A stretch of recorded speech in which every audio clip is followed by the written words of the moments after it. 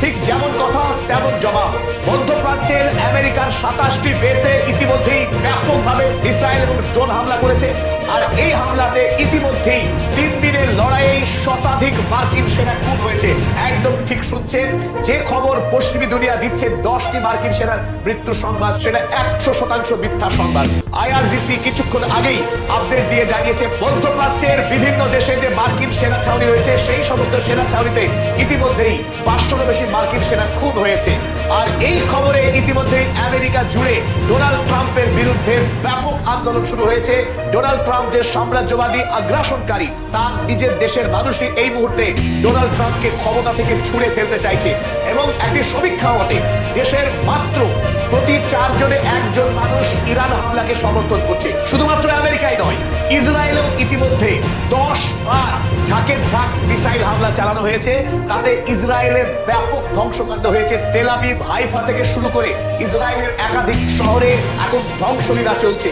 আর এই খবরকে চেপে রাখার জন্য মরিয়া বেঞ্জামিন নেতানিয়াহু দেশে আইন করে ছবি তোলা বন্ধ করেছে ধ্বংসপ্রাপ্ত বাড়ির এবং মৃত ব্যক্তির, যাতে করে ইরান না জানতে পারে ইসরায়েলের অবস্থা কত করুণ হয়েছে। যদিও এই সমস্ত খবর ইরানি ইন্টেলিজেন্সের কাছে সবটাই পরিষ্কার।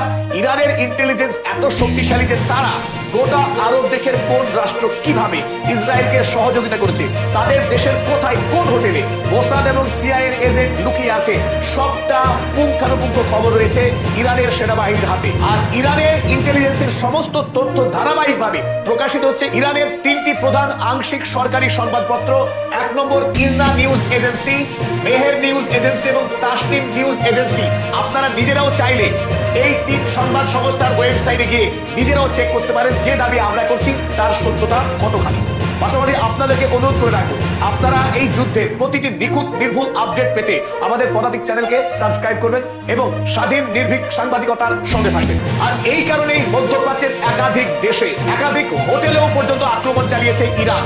ইতিমধ্যেই আপনারা জেনেছেন কাতার এবং সৌদি আরবের তৈল শোধনাগারে হামলা চালানো হয়েছে, যার ফলে তেল শোধন করা বন্ধ সৌদি আরবের অ্যারামকো কোম্পানির একটা বৃহৎ তৈল শোধনাগারে। ওদিকে কাতারে বন্ধ হয়েছে এলএনজি প্রিপারেশন। ফলে বিশ্বব্যাপী এখন তেলের দাম বহু করে বাড়ছে। মারাত্মক ক্রাইসিস শুরু হয়েছে এই মুহূর্তে গোটা পৃথিবীতে। ওদিকে আমেরিকাতে এই মুহূর্তে এই বিপুল সংখ্যক সেনার মৃত্যুর সংবাদ ছড়িয়ে পড়ার পর সামাজিক এক মহা সংকট শুরু হয়েছে গোটা আমেরিকা জুড়ে। এই প্রেক্ষিতে আপনাদের জানিয়ে রাখি, ইরান হামলা করবার আগেই ইরানের সেনাবাহিনী আইআরজিসি আমেরিকাকে ধমক দিয়ে জানিয়েছিল যদি ইরান হামলা করা হয় তার পরিণাম কিন্তু আমেরিকার জন্য ভালো হবে না।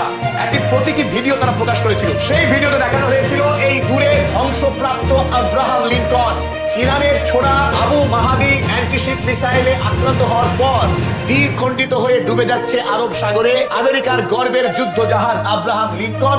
আর এদিকে সারি সারি কফিন আরব সাগরে ভেসে চলেছে আমেরিকার উদ্দেশ্যে। এই ভয়ঙ্কর ছবি প্রকাশ করেছিল আইআরজিসি। আর বর্তমানে হয়েছেও ঠিক তাই। ইতিমধ্যেই 3 দিনের মাথাতেই আমেরিকাতে 500-এরও বেশি সেনা ইতিমধ্যেই খুন করেছে আইআরজিসি। যদিও ইরানেও ইতিমধ্যে ইসরায়েলি এবং মার্কিন এই আগ্রাসনে বলি হয়েছে 500-এরও অধিক ইরানি মানুষ। কেবলমাত্র মিনারের গার্লস স্কুলেই 185 জন ফুটফুটে নিরীহ মেয়ে খুন হয়েছে এই জায়নবাদী আগ্রাসনে। তাছাড়াও ইরানের বিভিন্ন শহরে ইতিমধ্যেই ইসরায়েলি মিসাইলে খুন হয়েছে অনেক মানুষ। যদিও ইরানের মানুষ শহীদ হতে ভয় পায় না। তাদের জীবনের মূল লক্ষ্যই সত্যের জন্য, ইসলামের জন্য প্রাণ দিতে তারা সদা প্রস্তুত।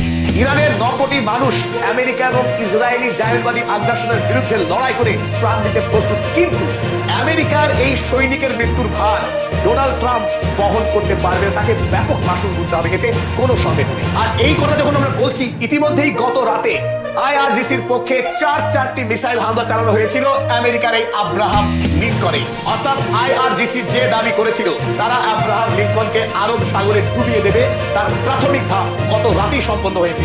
দেখুন দ্য টাইমস অফ ইসরায়েলের কাগজ কি লিখছে, তারা লিখছে the US aircraft carrier Abraham Lincoln was struck by 4 ballistic missiles. আর এই কথা যে খোদ দ্য টাইমস অফ ইসরায়েল, ইরানের কাগজ, তারাও স্বীকার করতে বাধ্য হয়েছে। যদিও প্রথম আইআরজিসি দাবি করেছিল রাতের বেলায় যে তারা আমেরিকার যুদ্ধ জাহাজ আব্রাহাম লিঙ্কনে ইতিমধ্যে মিসাইল হামলা চালিয়েছে।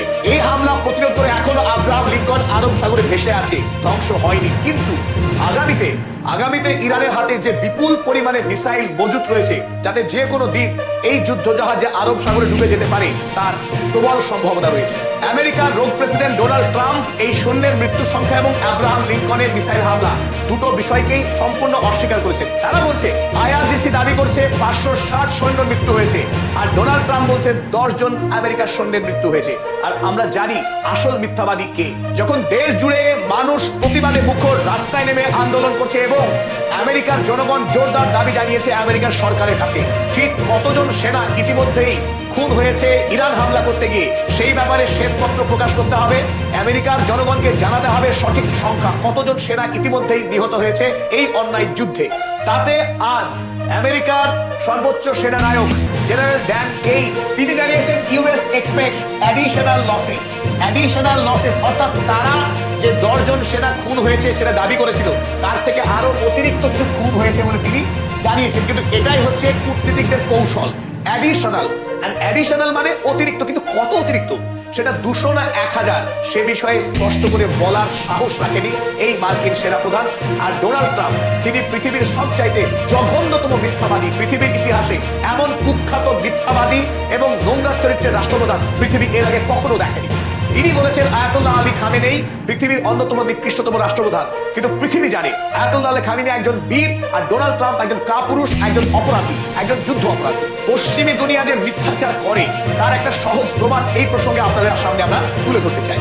গত 2025 সালের জুন মাসে যখন অন্যায়ভাবে ইসরায়েল ইরান হামলা করে ইরানের প্রায় 4000 মানুষকে খুন করে এবং বাছাই করে কিছু বিজ্ঞানীকে তারা খুন করেছিল, তার প্রতিবাদে ইরান ইসরায়েলের উপরে ব্যাপকভাবে মিসাইল হামলা চালিয়েছিল। সেই মিসাইল হামলায় ইসরায়েলের একটি বিশ্ববিদ্যালয় উইজনার ইনস্টিটিউট অফ সায়েন্স তার ল্যাবরেটরি গুড়িয়ে দেওয়া হয়েছিল সোরোকা মেডিকেল সেন্টার, যেখানে পৃথিবীর অন্যতম সেরা ক্যান্সার গবেষণা হতো। সেখানে ব্যাপক পরিমাণে মেডিকেল ইকুইপমেন্ট ছিল, পুরো সোরোকা হাসপাতালকেও গুড়িয়ে দেওয়া হয়েছিল। আর অন্যতম গুরুত্বপূর্ণ দেখুন, এই যে বিল্ডিং আপনারা দেখতে পাচ্ছেন ছবিতে, এই ছবিতে যে বিল্ডিংটা দেখতে পাচ্ছেন, এই বিল্ডিংটার নাম ছিল রামাত গান ডায়মন্ড সেন্টার। সারা পৃথিবীর মধ্যে সব থেকে বড় ডায়মন্ডের কেনাবেচা, ডায়মন্ড এক্সচেঞ্জ ছিল এই বিল্ডিংটি। এই বিল্ডিং এ মিসাইল হামলা করার পর এই ছবি, এই যে ভগ্নস্তূপ দেখছেন আপনারা, এই ভগ্নস্তূপ, কিন্তু এই ছবি সে উইজনার ইনস্টিটিউট হোক বা সোরোকা কিংবা এই রামাত গান, এই ছবি পৃথিবী পেয়েছে 6 মাস পর। 6 মাস ধরে ইসরায়েল কোনোভাবেই তার যে ধ্বংস হয়েছে দেশ, সেই ছবি পৃথিবীকে প্রকাশ করেনি।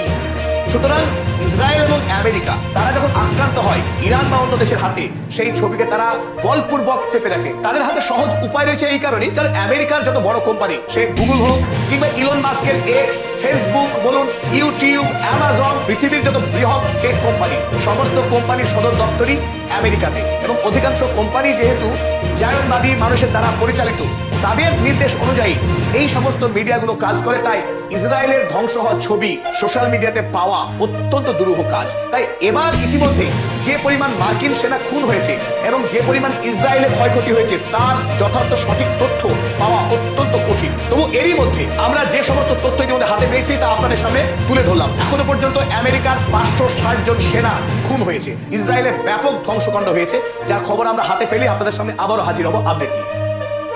একটা ভালো খবর দেখতে পাচ্ছি, অন্ততপক্ষে শেষ পর্যন্ত সবচেয়ে ঘনিষ্ঠ বন্ধু ইরানের চায়না কিন্তু মুখ খুলেছে। চায়না বলেছে আজকে, চায়নার পররাষ্ট্রমন্ত্রী ইরানের পররাষ্ট্রমন্ত্রী জনাব আরাকচিকে ফোন করে তিনি স্পষ্টভাবে বলেছেন যে ইরানের সার্বভৌমত্ব, নিরাপত্তা এবং স্বাধীনতা রক্ষায় চায়না ইরানের পাশে থাকবে এবং শেষ পর্যন্ত পাশে থাকবে।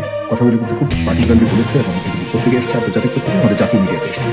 তার মানে কি হতে যাচ্ছে দেখুন, আজকে যখন ইউরোপীয় ইউনিয়নের খুবই গুরুত্বপূর্ণ, ইউরোপীয় ইউনিয়নের বাহিরেও শক্তিশালী যে রাজ্য রয়েছে, আর আপনার জার্মানি, ফ্রান্স, তারা ঘোষণা দিয়েছে যে তারা একযোগে যুক্তরাষ্ট্র এবং ইসরায়েলের সাথে ইরানে হামলা করবে।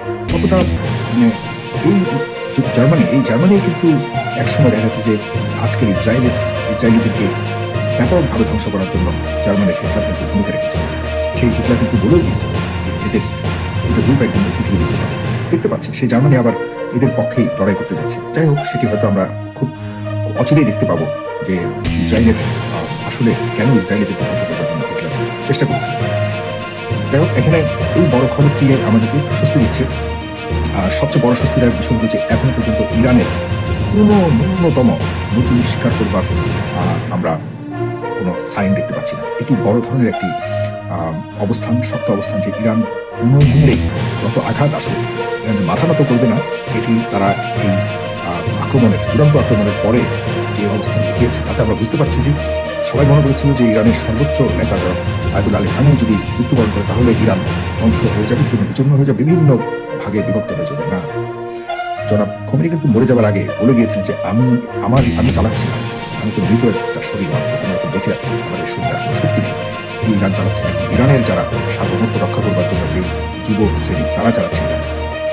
সত্য এটি প্রমাণ দিয়ে দিয়েছে যে ইরান জনাব খোমেনি মরবার পর ইরান যে তার বিগত আমলের চেয়ে যে কোনো সময়ের তুলনায় সবচেয়ে বেশি শক্তিশালী আক্রমণ চালিয়েছে এবং ইসরায়েলের সবচেয়ে গুরুত্বপূর্ণ স্থাপনাগুলো দেখুন, ইরান কিন্তু কখনোই নিজেদের পক্ষ থেকে কখনোই বেশি আক্রমণাত্মক অবস্থাতে যায়নি। ইরানকে যখন আক্রমণ করেছে তখন ইরান একই রূপে আক্রমণ করেছে, ইরানের সর্বোচ্চ নেতাকে হত্যা করেছে। সে কারণে নেতানিয়াহুর কার্যালয়ে ইরান আক্রমণ চালিয়েছে। এখন পর্যন্ত আমরা জানি না নেতানিয়াহুকে আসলে জীবিত আছেন নাকি মৃত্যুবরণ করেছেন, কারণ নেতানিয়াহু এখন পর্যন্ত মিডিয়ার সামনে আসেনি। তো আমরা ধরে নেই যেহেতু থাকুক আর মৃত্যু বরণ করুক, কিন্তু ইরান যে কোনোভাবেই তাদের আক্রমণ থেকে পিছিয়ে আসে, বরং আগের তুলনায় অনেক আক্রমণের পরিমাণ বাড়িয়ে দিয়েছে। এতে ধরে নিতে পারি ইরান আর কোনোভাবে পিছু করবে না। আরেকটা আশঙ্কা আমাদের সবার জন্য, সারা পৃথিবীর জন্য, এটি হলো তৃতীয় বিশ্বযুদ্ধ শুরু হতে যাচ্ছে কিনা। দেখুন, কয়েকটা দুষ্ট মানুষের হাতে আমাদের কয়েকটা দুষ্ট মানুষের হাতে এদিকে উত্তর কোরিয়া যদি খেপে যায় ট্রাম্প পাগলার বিপরীতে, তাহলে কিন্তু আমরা সত্যিকার অর্থেই নিউক্লিয়ার যুদ্ধ যদি শুরু হয়ে যায়, পৃথিবীর কোনো প্রান্ত এই নিউক্লিয়ার আক্রমণ থেকে রক্ষা পাবে না। আমাদেরকে আল্লাহ সহায়তা করুক এবং রক্ষা করুক, আমরা বলি আমিন। কারণ হলো নিউক্লিয়ার আক্রমণ এবং এর যে তেজস্ক্রিয়তা, এর যে ভয়াবহ পরিণতি, এটি কিন্তু শুধুমাত্র নাগাসাকি আর হিরোশিমার মতো ছোটখাটো সীমাবদ্ধ থাকবে না। এটির ভয়াবহতা আশপাশে কয়েক হাজার কিলোমিটার অব্দি এর প্রতিক্রিয়া চলে যাবে। কারণ একটি দেশ শুধুমাত্র সীমাবদ্ধ থাকবে না বা দুটি দেশের মধ্যে সীমাবদ্ধ থাকবে না, এটি এখন সারা পৃথিবীর সবচেয়ে বড় বড় জায়ান্ট যত শক্তিশালী দেশগুলো রয়েছে সবগুলি পর্যন্ত পৌঁছাবে। এবং আপনারা জানেন যে এখন খুব ভারী অস্ত্র, দূরপাল্লার অস্ত্রের অভাব নেই, সবগুলো দেশের কাছে কিন্তু ভয়ঙ্কর ভারী অস্ত্র রয়েছে। ইরান কিন্তু এখন পর্যন্ত তাদের চূড়ান্ত কোনো কিছু দেখায়নি। আজকে আমেরিকা বলেছে তারাও চূড়ান্ত কিছু দেখায়নি। তার মানে চূড়ান্ত কিছু কি বলতে বোঝাতে চাচ্ছে? ইরান কি মনে করেন নিউক্লিয়ারের শক্তি তাদের কাছে নাই? অবশ্যই আছে। তারা আগে ইউজ করছে না, তারা আগে তাদের প্রতিরক্ষা করছে।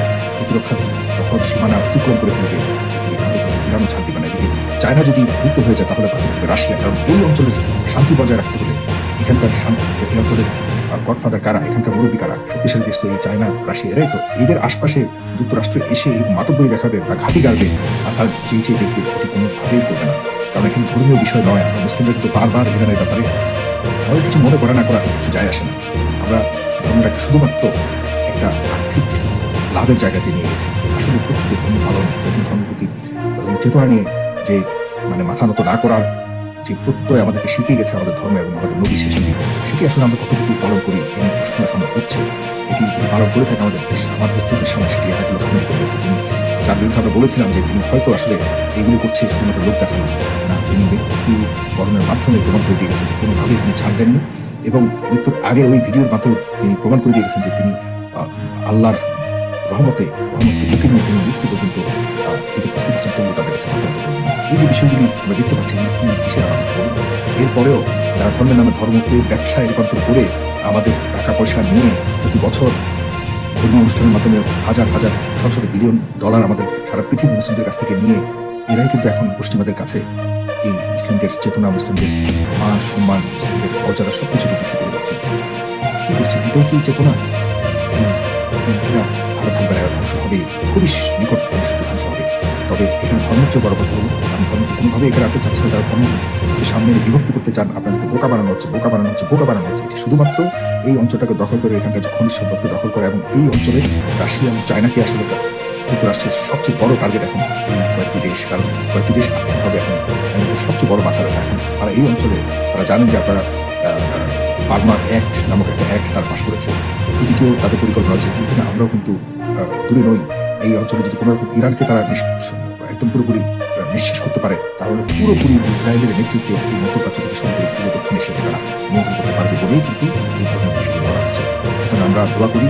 আমরা তো কোনো ব্যক্তিগত আমরা কোনো সাপোর্ট করার কোনো সেরকম শক্তি নেই, তবুও মানসিকভাবে মনস্তাত্ত্বিকভাবে একটু স্ট্রং থাকতে চাই, যেন অবশ্যই সাম্রাজ্যবাদের এই অহংকার এবং এই আক্রমণ এবং তাদের এভাবে আমাদের এই অঞ্চলকে দখল নেবার যে তাদের মনন এবং তাদের আক্রমণাত্মক ভাব, এর বিরুদ্ধে যেন আমরা দাঁড়াতে পারি সবাই। এই বাসনা আমার আবেদন থাকবে আপনাদের প্রতি। আপনারা অবশ্যই এই বিষয়টি খুব কেয়ারফুলি দেখভাল করবেন। জনগণকে একটু আশ্বস্ত করলাম, হয়তো যদি সত্যিকার অর্থেই তৃতীয় বিশ্বযুদ্ধ শুরু হয়, তাহলে কিন্তু এই বড় বড় যে শক্তিশালী দেশ চায়না এবং রাশিয়া যদি সত্যিকার অর্থেই ইরানের পাশে দাঁড়ায়, তাহলে কিন্তু